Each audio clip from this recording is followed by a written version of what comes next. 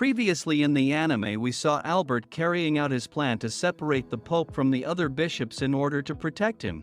At the same time, each bishop was to be accompanied by one of Lloyd's trusted people so they could keep an eye on them while also investigating the church to uncover the mysterious pastor. But as it turned out, the Pope himself was that very pastor, and he had already set his grand plan in motion to burn down the entire royal capital. For that purpose he unleashed all of his chimeras and personally confronted Albert and Charles. However, before he could land a killing blow, Lloyd instantly teleported everyone to safety and began crushing him without mercy. Lloyd literally turned Gaetan into a pin cushion this time because he was really angry, and so, as the new episode begins, the chaos has already consumed the city with chimeras flooding the streets. Talia and Galia were ready for this because Lloyd had predicted it days ago. Back then he suddenly insisted on taking part in the recitals for the grand festival.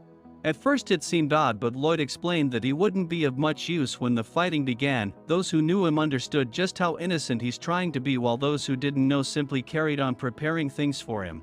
Lloyd had predicted that the Pope himself was behind this mess, which is why he joined the recital, because the Pope was the only one with both the money and the free time to build such a massive laboratory in the capital. So Lloyd advised others to rest as well. And with that, the story returns to the present, where Lloyd's words proved true and his plan unfolded accordingly. He had thoroughly beaten that pastor, yet even after all that the man was still alive and ready to fight back. So Grimm told Jeriel to leave Lloyd alone and focus on clearing the streets overrun with chimeras. Grimm could tell that Lloyd was seething with rage. After all, the pastor had truly provoked him. Lloyd sees the potential for magic within everyone, and when that ideal was mocked, it struck deep. No one knew what he was about to do. And the pastor himself still did not realize how hopeless his chances were, yet he kept pushing forward. In his delusion he thought Lloyd was some god, and by killing him he could gaze into the abyss, so Lloyd readied himself to grant that foolish wish. At the same time, a secret message was delivered across the city confirming that the Pope was the culprit, but there was still the question of which bishop was aiding him. So while Rem was lost and thought a chimera appeared and a weirdo bishop saved her, the man had a twisted taste for little girls, which made Rem punch him on instinct. Meanwhile, Bishop Anastasia revealed her true self as she attempted to kill Silpha. The situation was spiraling as Gaetan's forces proved formidable. The enemy that Galia and Talia faced went as far as to claim he was Grimoire himself, the very demon sealed within the Grimoire who had once brought the entire kingdom to the edge of ruin. So which Grimoire was real? The one they knew, or this goat-skulled moron? Elsewhere, Bats and Crow rushed toward another location, leaving the church in the hands of the old bag, who despite her age was in a league of her own. Crow meanwhile noticed messenger birds from the central city were acting strangely, so he quickly climbed to the rooftop. Bats struggled to follow him, but when he reached the top he was stunned by the sight before him. Something completely beyond their league was wreaking havoc, yet Crow dove in without hesitation to stop a dragon, his courage defining what it meant to be a man, and it inspires Bats to follow along.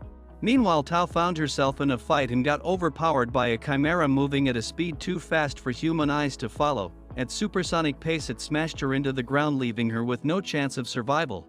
This chimera was possessed by the wraith of a martial artist who had once been a disciple of the Rakugan style. Both Tao and her companion witnessed its movements yet could not track them. So the wraith declared Tao was already dead because no one could survive such an attack, yet just as it prepared to finish off the others, Tao stood back up. So what happened is, when it lunged at her, Tao countered and even managed to cushion her fall with the arm she tore from him. That moment reminded Tao of the Rakugan style is at play here. It was a martial art long forgotten because no one had wanted to learn such a backwater technique. This infuriated Shaka, the founder of the style. Shaka was enraged because he had devoted his life into perfecting his art and surpassing his limits. In his human body he had brought the style to completion, but within this chimera vessel he had pushed it even further. Tao, however, had also endured countless hardships in order to grow stronger and to become popular. And first it sound nuts, but her determination was real and she prepared to unleash everything she had. Shaka observed her stance and chi and knew she was serious. As a martial artist himself, he had poured heart and soul into mastering the Hyakugan style as his master had instructed. He never gave up on it. And now, blessed with a chimera body and a worthy opponent, he was over the moon. Because while the human body had its limits, this body had none. But Tao was built different. Before he could react, she attacked with ruthless speed and strength. As his life flashed before him, he remembered the days when he begged people to learn his art only to be mocked. Broken by rejection, he had taken his own life and became a wraith, until he met that bloody pastor who granted him this chimera body. In these final moments he reflected on that past as Tao fought fiercely. She literally crushed Shaka with her powers, and it may have seemed one-sided, but Tao was battling with her life on the line and barely snatched victory with sheer willpower. All of her training finally paid off, and with his last breath Shaka affirmed that his art was indeed powerful, and Tao also acknowledged it herself, granting peace to his soul in his final moments. Meanwhile, far away, Galia and Talia still struggled with that goat-headed grimoire imposter. No matter how many times they attacked, it kept on regenerating itself and his gang, so they ordered the bishop to retreat back to the church while they hold him back. That creature desperately showed itself to be the grimoire once sealed in the forbidden tome. Its arrogance even makes Galia doubt for a moment if this one was real. Then what did that make their own Grim? Because their Grim looks really harmless for a dangerous demon.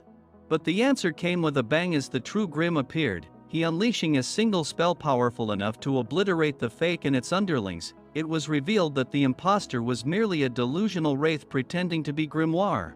So when pressed he admitted to being just a researcher who was obsessed with the grimoire's history, and without letting him complete his story, Talia purified him on the spot.